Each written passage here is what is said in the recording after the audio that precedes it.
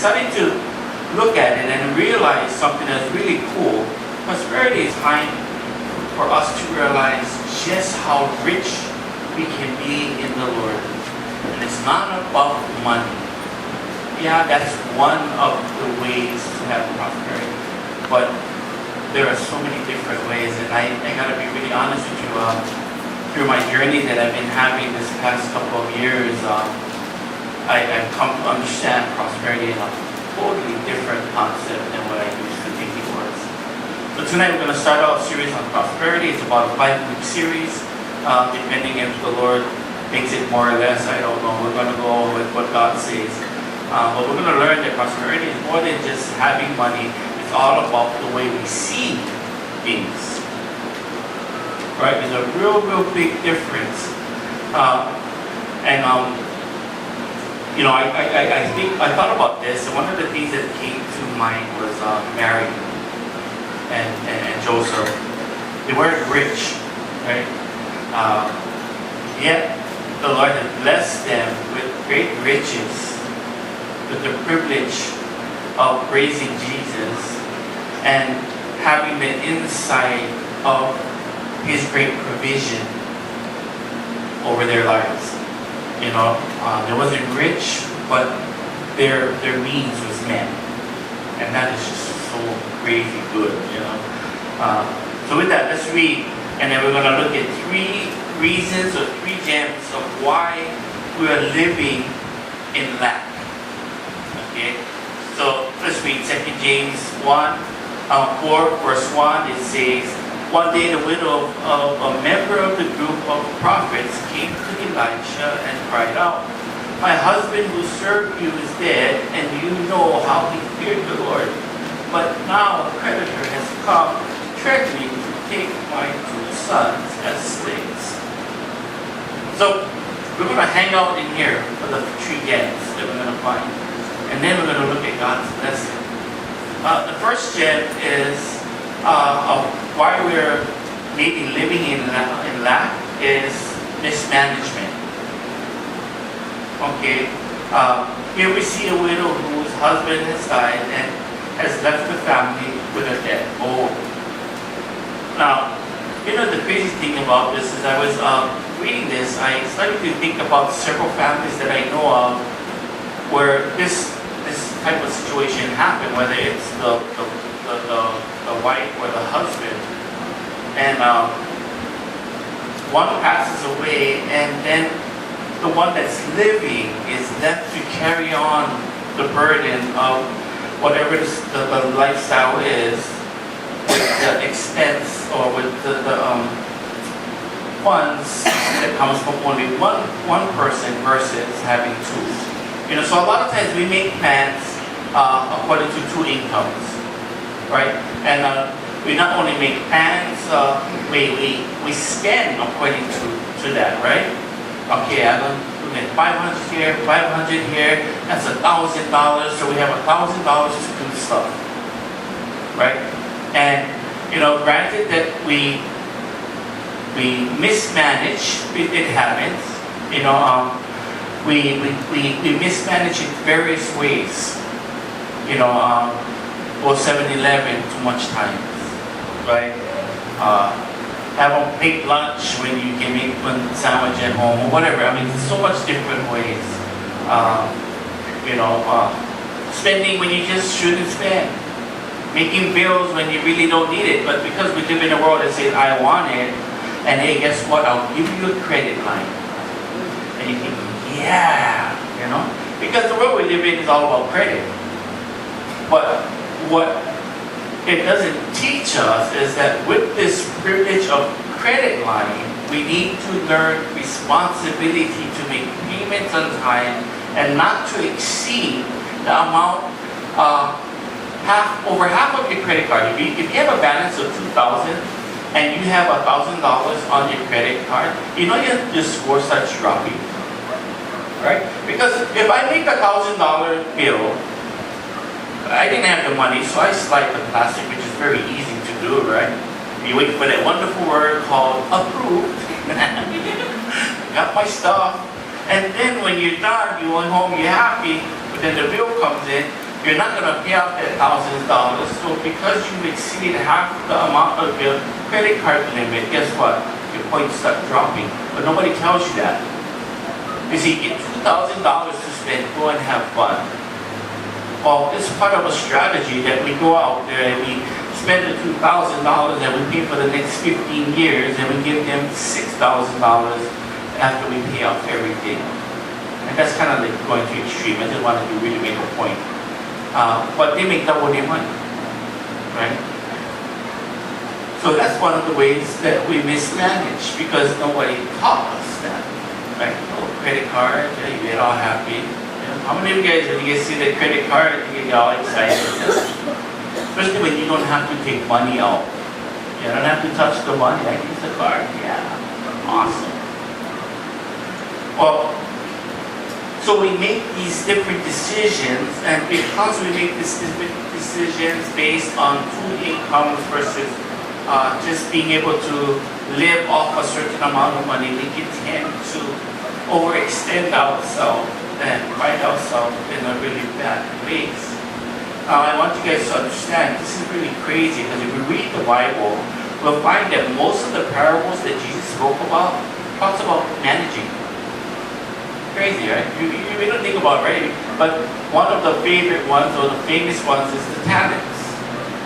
And it talks about how money is given to 3 people, 3 men, and each of them were given a certain amount, and each of them were given a task to do something with it. 2 went and invested the money and increased it. 1 didn't increase it. Instead, that person hid the money until the master came back and gave back the same amount that the money got, the money that he had gotten. And the master wasn't very happy with the person that did nothing. Right? And so the heart is this, that we are given talents and we're given gifts by God. And we are to use them in a way that we invest into His kingdom. And how we do that is whatever gifts we have, whether it's good health, voice to sing, or hands that can play, or whatever, money, and that we can tithe and all this stuff bless people. I mean, it's huge. Well, however God has set you up to be, are we using that? Are we managing it in a way that we are investing into kingdom works? Because it's very important. And so that's one of the things I love about ministry. People think that we run ministry just to get people all caught up and do all the work. At least that's what I thought when I first came to church. They're going to catch me supper and I go clean the bathrooms. But you know what? Some of my greatest conversations happened while I was cleaning the bathrooms with the Lord. And so I realized that God was really testing me. I had this gift or this ability or time to go clean the bathrooms. And the Lord wanted to see what I would do with that simple thing is cleaning the bathrooms. We talk about it at work. It's crazy. We were sharing church and at work, and a cockroach story came up, and I screamed like a girl. I ain't lying. You be one of those cockroaches by me, you better move, because I will run you over. Right? And so we started talking about church, and we remember I was saying, hey, when we went into in we had our first church at Nankuliao, and we went in and I went in to wash my hands. So that soap dispenser thing you press? Those cockroach eggs got on my hand, and I was screaming like a girl. The crazy thing, guess whose job it became to clean the bathrooms that was infested with these roaches? It was coming out of the ground, behind the window, the mirror. They were like demons, spawns from hell. It was just all over. And I was like, I'm not cleaning that. I'm sorry, I love you, Lord, but I'm not cleaning that. And the crazy thing was, I felt like that's what God wanted me to do, but the cockroaches was keeping me from doing what I felt like God was doing me to do. Finally, I said, you know what, Lord, you're going to have to help me. I'm still deathly afraid of them, but somehow through the grace of God, I was able to get through that time. And like I said, during that time, I had some really great conversations with the Lord. By the time we left that school, there was no roaches coming out of any place, and I was kind of upset, to be honest, because I shared with my friend, I said, after it was like cockroach free, we was moving on to another school. I wasn't very happy, I was like, hey, we got this place all good, now I'm gonna leave. But when we left, I started to think about it as we came to Waianae High School. Not as bad, but still, I just couldn't understand it. This is probably going to be bad because if they see this on the time, they're going to get mad. But the amount of janitors in a school, that bathroom should be sparkling, right? And it shouldn't smell like somebody was at the bushes kind of thing, And I'm like, oh, this is horrible, But the one thing I learned was this, that, God a lot of times will test us to see if we are going to be obedient, and that we would press through our situations, trusting that He has something in store for us, that would manage whatever He gives us. At that time, my management was 2 full bathrooms with cockroaches, right? And my job was to change that. And I learned that, wow, what a blessing. When everything was over, what a blessing to have been used that way. So I want you guys to think about this, because too many times, we sabotage what God is trying to bless us with because we don't manage what God has given us. And like I said, prosperity isn't only money, okay? Don't get me wrong. Part of it, yeah, money's part of it.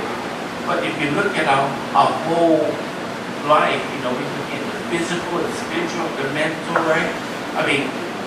We need to be managers of our bodies in order that our bodies will be great testimonies to God, and that we will be used in a mighty way, not only be a testimony, but to be edifying the body, that God will be glorified. So really, I don't know if you guys realize this, but we have a really wonderful task. And it's a huge one, but it's a great one. Reward is so awesome to see people either walking into the kingdom or people's hearts just escalating and being catapulted to the next level as they go deeper in their faith in Jesus. And so we need to understand that we have to be people that learn to manage everything we have. We want to be prosperous. We have to learn how to manage our families. We have to learn how to manage our time, right? How many of you guys would agree that time is something we always wish we had more of, right? And I'm not saying that, planning is going to make it different, but planning will allow us to manage our time that we can get the best productivity out of the time that are being spent. Does that make sense? Say we go through the whole day, and I was so busy, but what did I do? Sometimes we spend more time worrying instead of praying. We mismanage our time.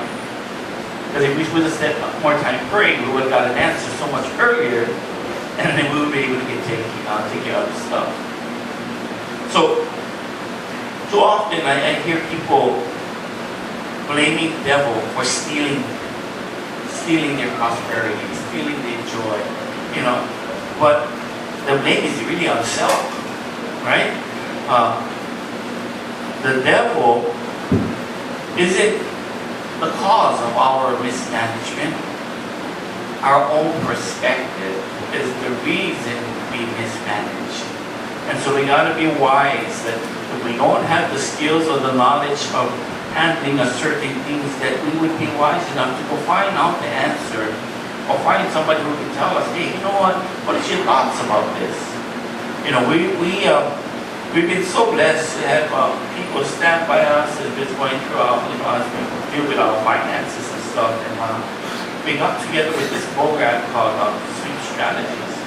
And, they're helping us, giving us the skills we need to receive the way finances is handled. You know, we taught to handle finances this way. And they said, you know, think about it this way. Like, I can't because it's totally opposite from what I thought. It doesn't look right. It doesn't feel right, you know. And they said, but look at this. And so we had to go step by step.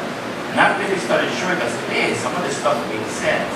And so little by little, with the program and with the ones that God has brought around us, you know, to help us through this time, we're clearing out these debts. It's just killing us, you know. And the great thing about it is, you know, God's provision. You know, even like with work, I talk about work.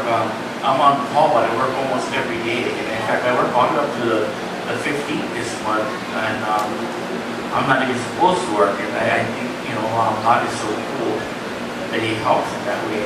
But I really believe this, you know, that when we manage properly, God will bless according to the management. Does that make sense? You know, I want us to understand this. We are given a responsibility as the parable of the 3 men who had talents given to them, money given to them to invest. 2 was wise to invest. When the master came, the master multiplied their investment. The one that did nothing with the investment received nothing. In fact, what they had was taken away. And I want us to understand this because it's important for us to understand that when we mismanage what God has given us, we cannot be praying for more. But Lord, I mismanage. Well, we don't say mismanage, because that means I made a mistake, right? But we will say things like, oh Lord, yeah, I messed up, whatever, blah, blah, blah, blah, blah. But we got to make the corrections. See, that's the wonderful thing that I've learned, you know, when I became a Christian, is that if mismanagement is the problem of something that's not going right, then that is awesome. As crazy as it may sound. Why? Because I just have to learn to manage what's being mismanaged, and my lack can change to prosperity. Really crazy stuff, right? It's that simple. So if you're lacking in your life, whether it's spiritual, physical, I want you to sit down and think about it. Is it because you have mismanaged something that God has given you? You're going to find that you mismanage. And instead of crying and going, blah, blah, blah, woe is me, which we'll talk about in a little bit, we have a wonderful solution, which is to redirect what we did wrong by doing the opposite and making it right. Does that make sense? Right? So if I mismanage, all I got to learn how to do is manage, and now my lack becomes prosperity. Pretty simple stuff. You know the crazy thing? This is taught in the Bible. But we never ever see that, right? We get caught up on bless me, and if I love you, you know, because one of the things I became a Christian, I so don't like it when people say it. Now that you're a Christian, everything is going to be good. Yeah, when I became a Christian, everything wasn't good. In fact, the first couple of years of being a Christian, I wanted to run away from the church because I thought things got worse. But what was happening was the Lord was revealing to me that there's a whole bunch of stuff that you mismanaged in your life before you came to me. So now we have to do something that's the opposite. We have to learn how to manage it, right? Manage my anger. When I came to the church, if somebody looked at me funny kind, I don't back off. I mean, I love Jesus, but no, you can try, right? And now that you get older in the Lord, you're like, oh Lord, bless that I was. You know what I mean? Whereas before, you know, I was in ministry. One guy raised his voice to my wife and told him, you know, go outside a little bit. You know, my pastor came, he goes, you guys are animals. I go, hey, hear this wife. And then I realized, wow, I didn't know how to manage my anger. You know, I mean, I still have it. I can have an anger problem. You know, but because I've been spending some time with the Lord and with the church people, and God's been teaching me, you have a problem, pray about it, work on it. So when I get angry, I gotta pray. I gotta pray really fast, because if I don't, my temperature shoots past my prayers, then I'm in trouble, right? So I've learned that, okay, I gotta manage that.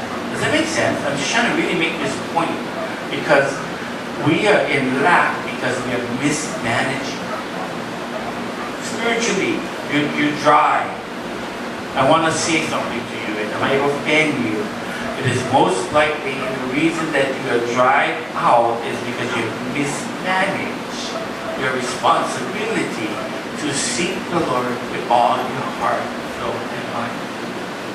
Oh, you being judgmental? No, I'm not. I've been there several times. And I've learned this. Whenever I get there, it's so much harder to get back on track. So I've learned to do this. Why week 2 is that bad? When I notice something is wrong, dig a little bit deeper, and I find myself in a good place again. Right? So this mismanagement isn't just about money and time, it's everything. And the prosperity is that you have this peace of the Lord that allows you to see things totally different. That where people would say it's a lack, you say, I am blessed. Because we know that God is up to something. He's fixing something, right? Really cool. It's really important for us to understand this. We need to learn that skill of how to fix whatever we're not managing and manage it right. Now, how can we attack this lack that we have, right? Because it's important. Well, first we got to ask why we're lacking, right? And then what's causing it, right? They kind of go together. What's causing the lack in my life? Next, we need to make a plan. What can I do to change the lack in my life? What can I do different that would allow me to be in a better place? The third thing, which I want us to do and really see, is stop blaming the devil. We spend so much time casting the devil out of all problems and out of this and out of that, and the devil has nothing to do with that. It's almost as if we're giving the blame and allowing the devil to hold on to a responsibility that wasn't his. You know, don't get me wrong, he loves it, right? Man, I'll take that. I didn't have to do anything and you're messing up. Awesome job. But we have to stop casting out the devils, naming the devils, and we got to start pushing applications. You know, if it means you got to start pushing the wagons, guess what? Go push the wagons. Right now, you know, whatever it may be, because I want you guys to understand this, when we move in the direction that we're doing something to change, God will bless the opportunity that comes about. You know, I'm working at Waianae store. You guys know this story, blah, blah, blah. I talk about it a lot. It's one of my hugest testimonies right now. You know, we were working there for really cheap. They made me a supervisor really quick. Within a year, I was a supervisor. And the great thing, I was a supervisor and I had a 25 cents raise for supervisor. You don't know what I thought in my head when he goes, hey, here's your raise, right? Supervisor, 25 cents. Oh, you don't want to know what I thought. And I just smiled, oh, thank you. Walking out, blah, blah, blah, you know, and I was like, Lord, this just cannot be right, man. I'm like dying over here and, you know, 25 cents and, you know, all this stuff. And so I said, you know, whatever, Lord, you got to help me, you know, but until you move me, I'm going to stick in this horrible job, right? And so I stayed there, and then I had a word that Nani Kapone had an opening for on-call, right? And I shared the story to you guys, long story short. I'm on call. It's been 2.5 years now. I've been working almost every single day since I left Waianae store, and I'm on call. You know, so I praise God that what was scary to do, I trusted the Lord to take care of. The other thing was, if I wasn't already in the working world doing something, the opportunity of moving over probably would have not come. Because I want you guys to understand, God bless effort, right? He blesses us. You know, He says, you know what, wherever I open up, when you take that and trust that I'm still God and I'm doing something, and then you feel like me, I was like, oh Lord, working here is how? How can this be of you? But the crazy thing is it caused me to pray a lot. And the one thing that was really awesome, but was really hard, was I only wanted part-time. They ended up making me work full-time, but if I say part-time, they were going to let me go.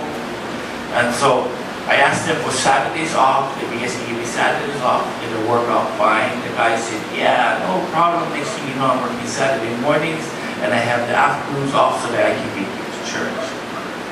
The praying message was really, really difficult then.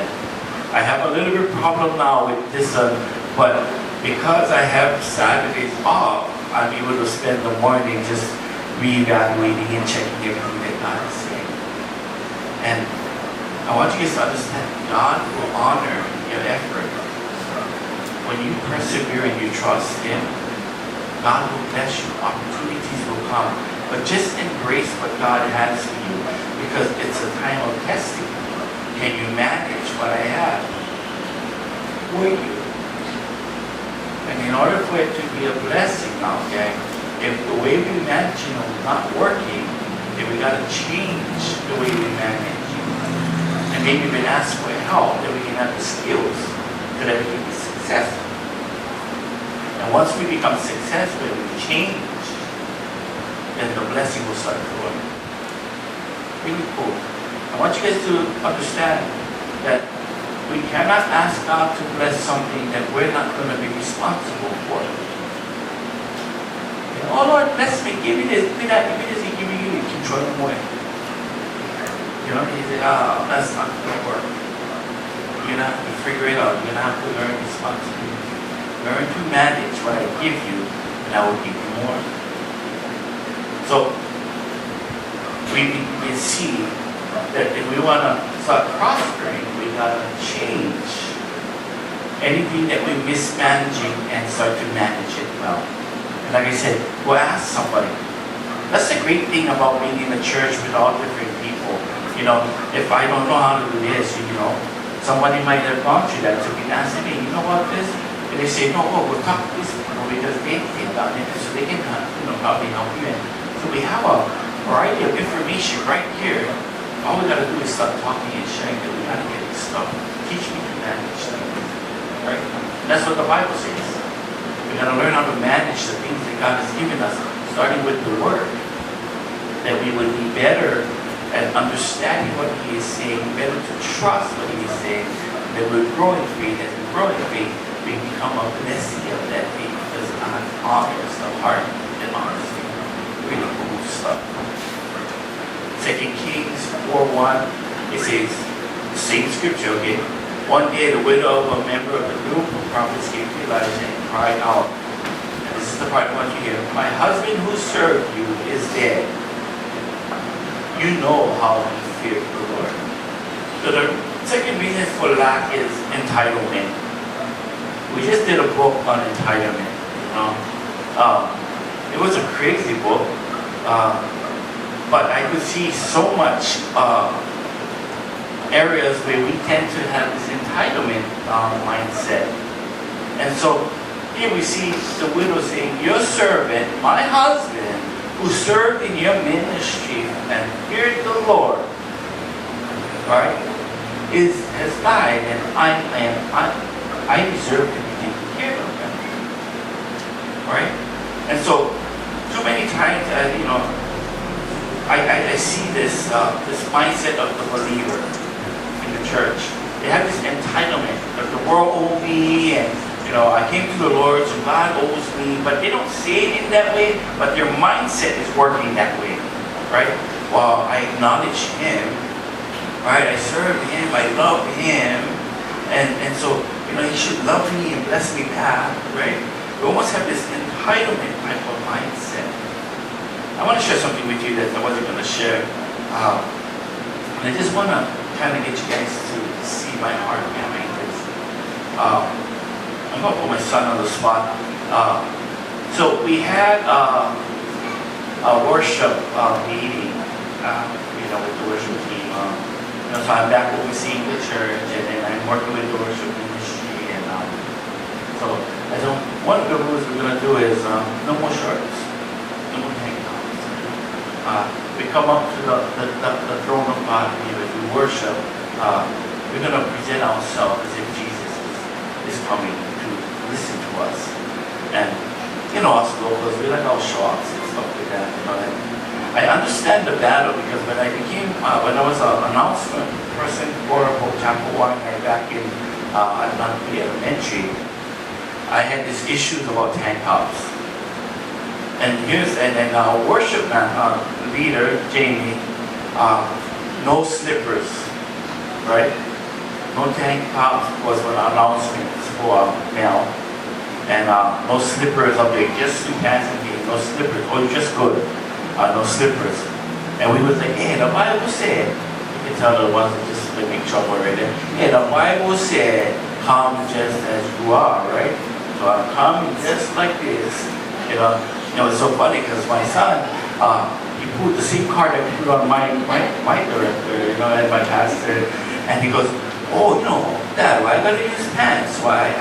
If Jesus came out dressed like this, right? And it's that thing of just because you have the freedom to do so, doesn't mean we need to exercise that freedom. A lot of times we exercise that freedom because we feel we're entitled. Here's the thing. When I come before God, my heart should be my friend.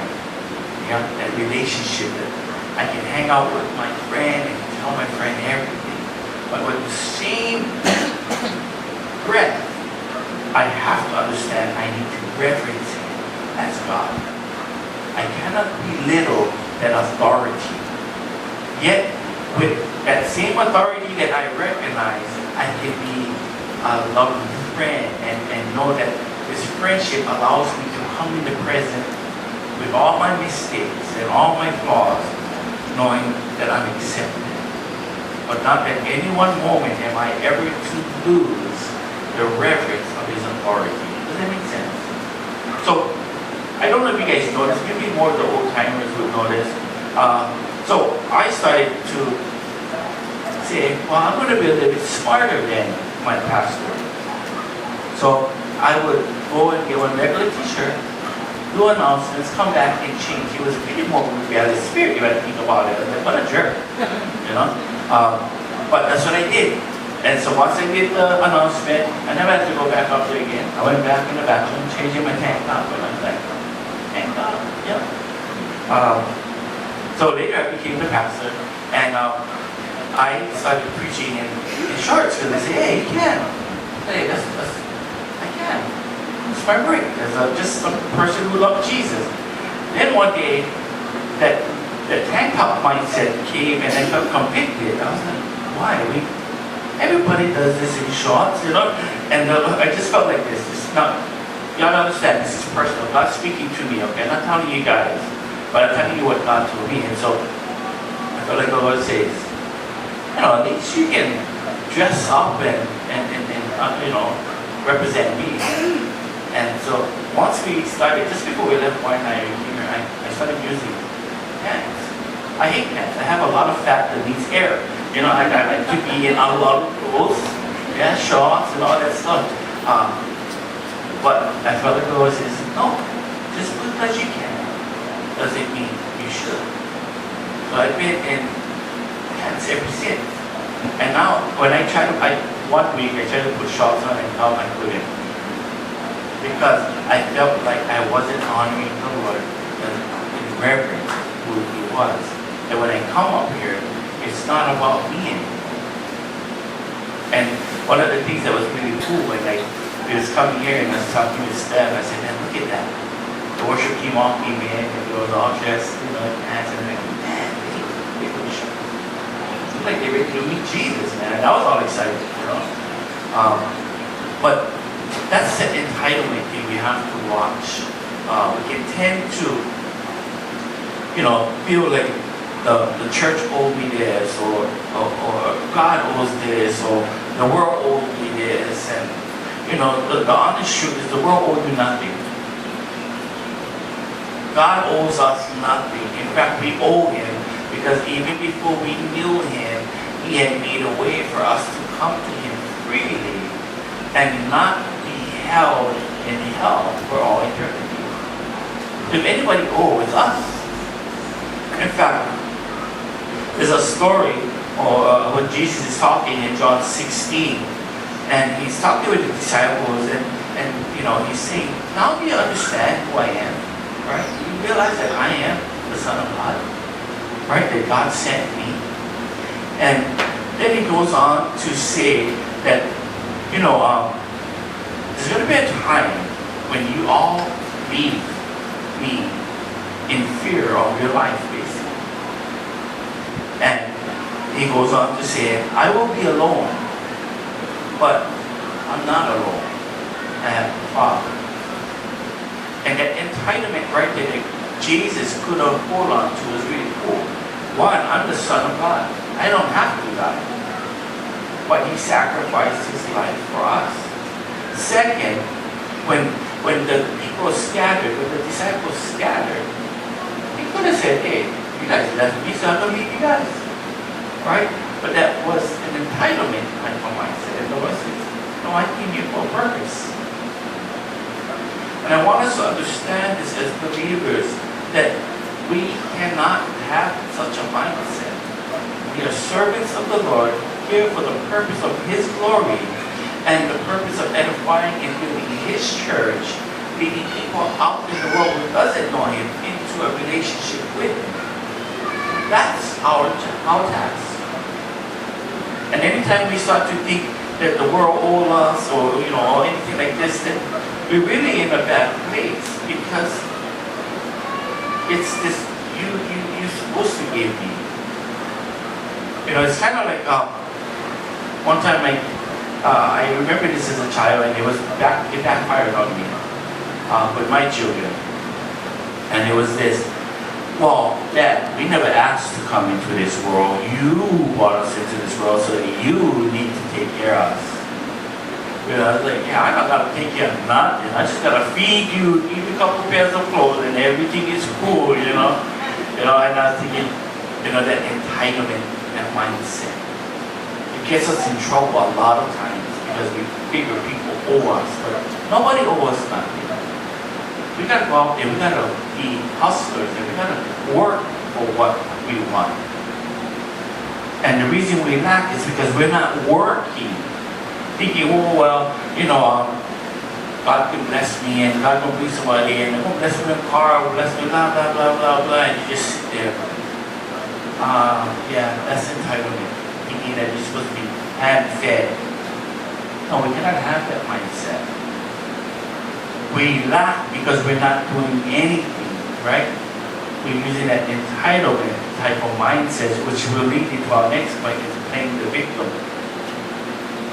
But we cannot be like that. I was thinking about my sister, Dawn. You guys all know her. She's with the Lord now. But, I was thinking about it, and if anybody had a so-called entitlement mindset or could have played the card, would have been her. She had dialysis, and she came to church. In fact, she would always tell the kids, you know what? If you're sick, then why you don't go to church? That's the place for me and all this stuff, right? Even to the point, and she had this community church, I was really blown away because I thought about it. She had SSI, she was working while she can, and she couldn't. She had a couple of kidney transplants, and so she was doing dialysis. And she started this lifestyle, started about I think 14 or 13, all the way till she was about 49 or 40, 40 something. I can't.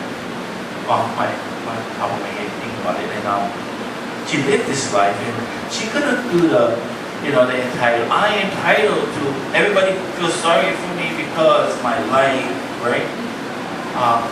But she really blew my mind because when she got her money, she had SSI and everything, and when she got her money, she would buy hair bills and buy whatever.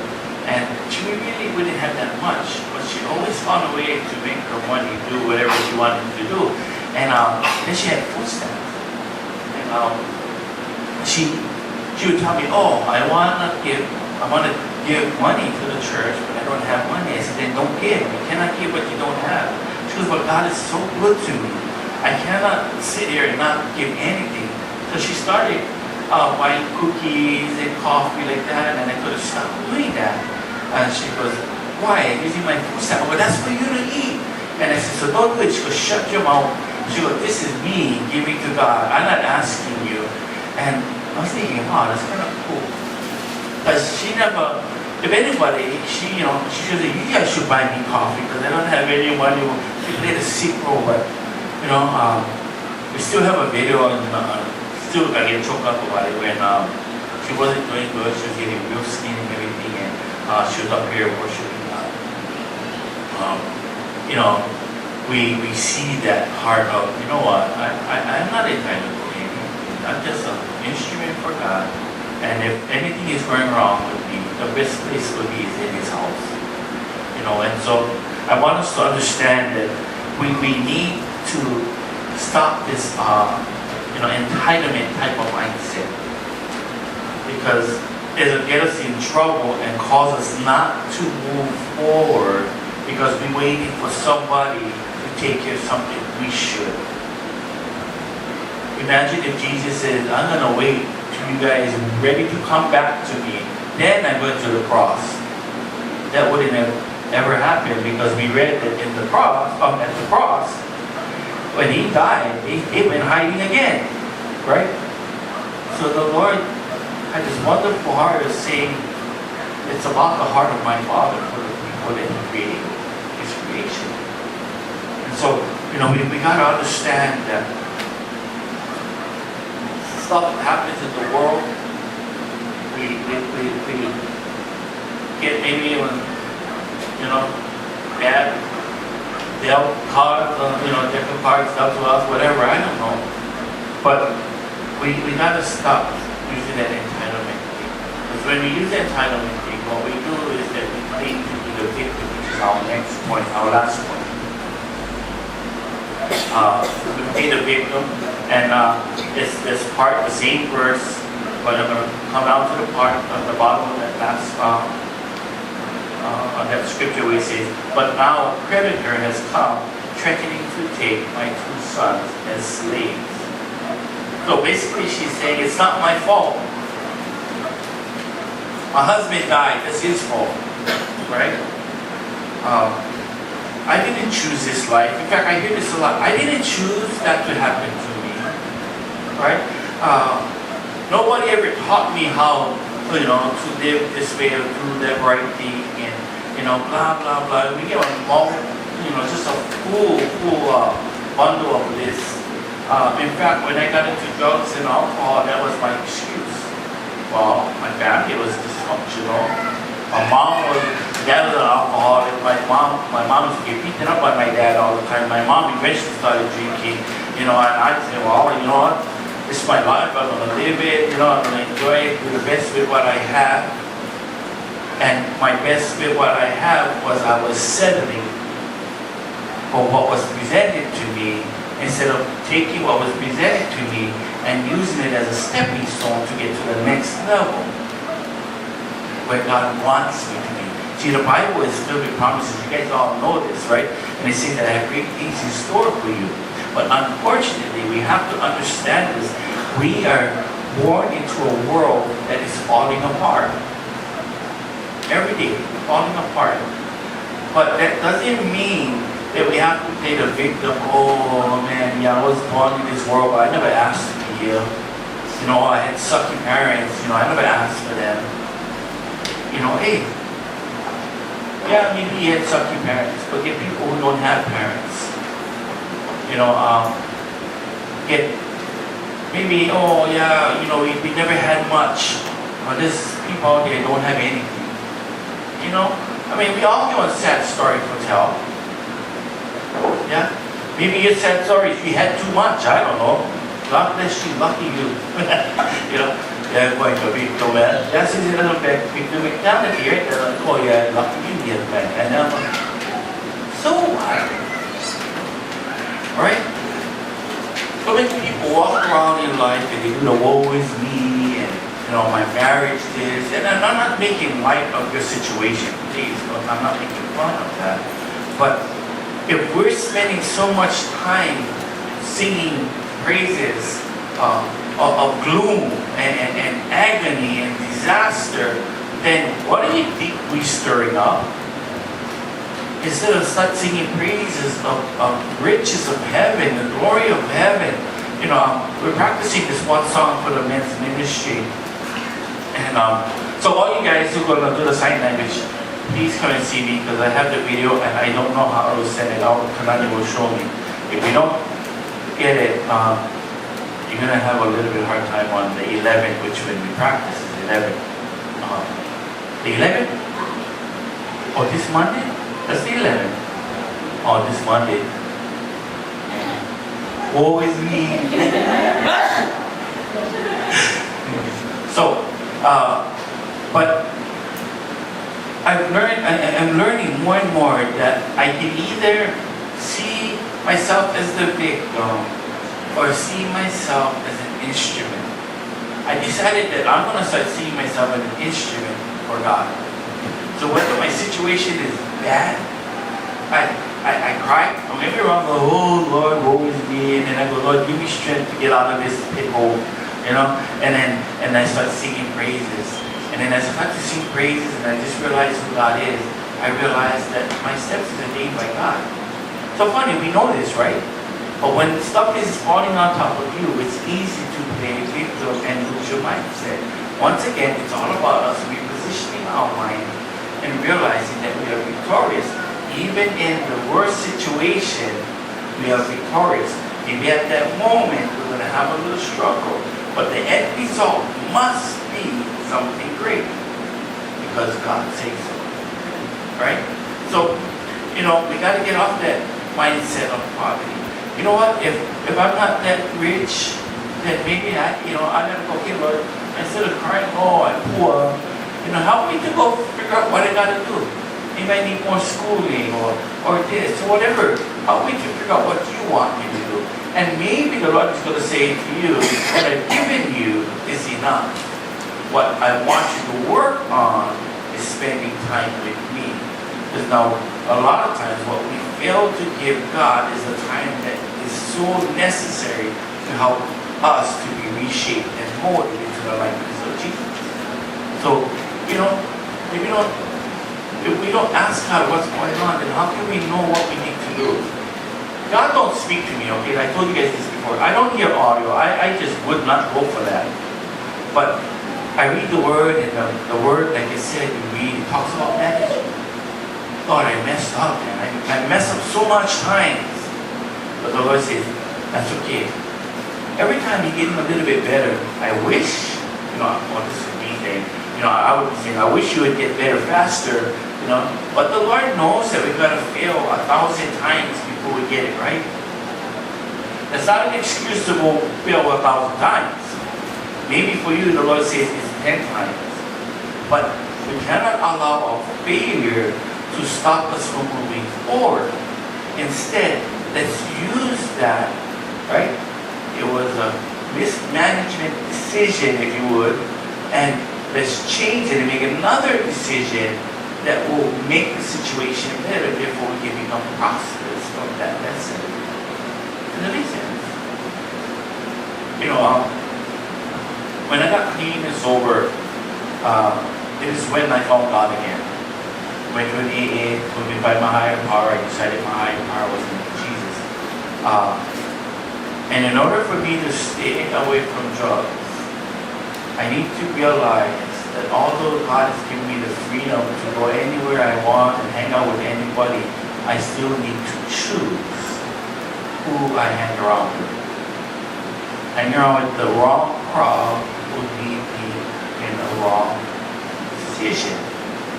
Therefore, I'm mismanaging the freedom that God gave me to have. Does that make sense? So we have to learn that we got to change.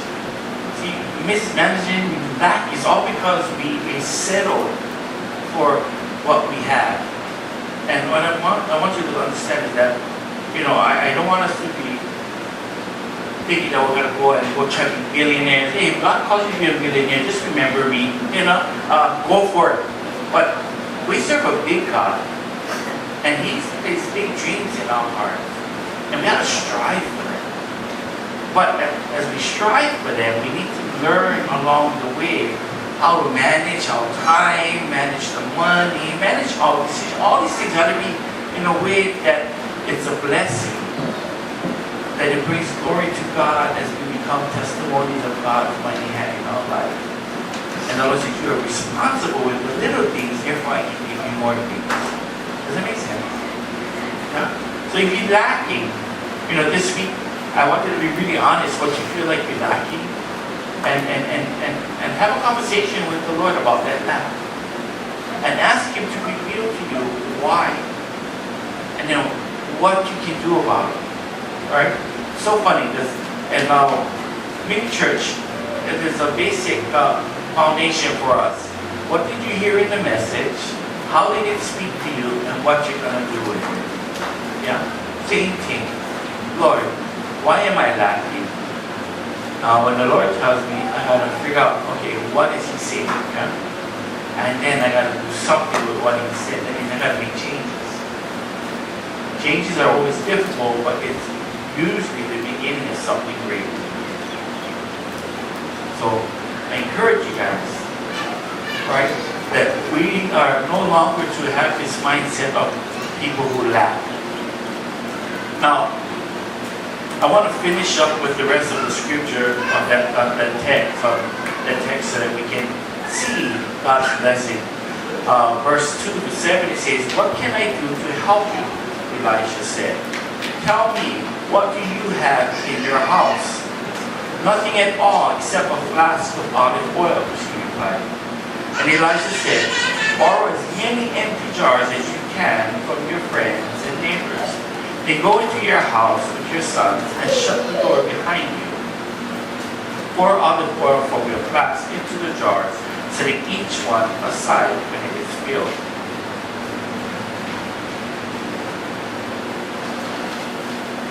So she did as she was told. Her sons kept bringing the jars to her, and she filled one after another. Soon every container was full to the brim. Bring me another jar, she said to one of her sons. There aren't any more, he told her. And then the olive oil stopped flowing. When she told the man of God what had happened, he said to her, now sell the olive oil and pay your debts, but you and your sons can live on what is left over. You see God's provision? She went and she was sharing this victim mentality, the lack mentality. And then she was given some words from God through Elisha. And she had to put some effort into it. Right? What do you have in your house? Flask oil. Yeah? One small little bottle of oil, whatever. And then he says, okay, now go and ask your neighbors for jars, right? That ought to be stinking crazy. Because everybody probably you should never have anything. I mean, small community, right? If you want to ask all your neighbors, hey, you can have your empty jars, right? They probably thought you would offer that even, I don't know, right? But they collected all the jars, and then the Elisha says, and then shut the door behind you. I really think that is a powerful move. That when we move forward, sometimes we need to understand that we need to shut out the distraction of the world that's going to call and pull us back. And then going to cause us to be distracted to what God was saying. Now think about it. She was called, shut the door, they're in this room with all this olive oil, jars, or I should say, and then one little jar.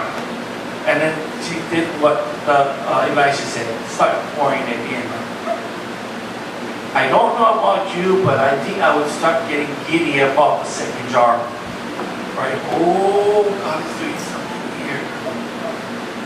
But because of her obedience, right, to trust God, and let God be God, He blessed her. And then the lady had all this, she goes, crazy. So what do I do now with what I've been given? Well, pay your debt. And whatever you have left, you and your sons live on it. It must have been enough to keep them very comfortable. I don't think it was rich, but comfortable to live without that. Awesome story. You see, I love that because she took the responsibility that what God had placed in her hands. She goes, now what do I do with what you gave me? You see, if we want to stop living in lack, then we gotta start changing our mindset, and we need to put God into the picture and ask God, what does He want us to do with the blessings He bestowed upon us? You know, I read this story many times, and this is the first time I saw it in this way. I was so blown away, I was so excited, right? Because the Lord didn't mind that she was crying, you know, being a crybaby. You never get like a crybaby moment, yeah? The Lord didn't mind. He said, good, cry, get it out. But now it's time for action. Go get the jars. Shut the door. Let the anointing flow. When you receive the anointing, then ask me, what do you want me to do it? And then be obedient to what I say. And then, guess what? You and your sons will live on the rest. And that's that crazy stuff. It never says, okay, you get 10 more years to live with the leftovers. He goes, you and your son will live on the rest. Can live on the rest. That's even better yet. Can live on the rest. Crazy stuff. How many of you guys know Jesus? Yeah? We serve a God that doesn't intend or ever intended for us to live in lack. Okay, we made some bad decisions and mismanagement. Fine. Now let's get the skills we need to change that around, because God wants to use us mightily in the world that so desperately needs someone Jesus. It's going to start with you and me. And as we talked about it before, and as Auntie and Uncle prayed, for such a time as this, we have been called. Your struggles, your trials, that's not accident. It was all in the part of God's plan. Even if I know this God can create it, but He'll take whatever is going on. As you trust Him, He'll make it good. It's all the plan of building our faith in such a way that we are not shaken by our situation. Therefore, we are never lacking anything we need. We serve the God that can give us anything, so we shouldn't have to be worried about having nothing.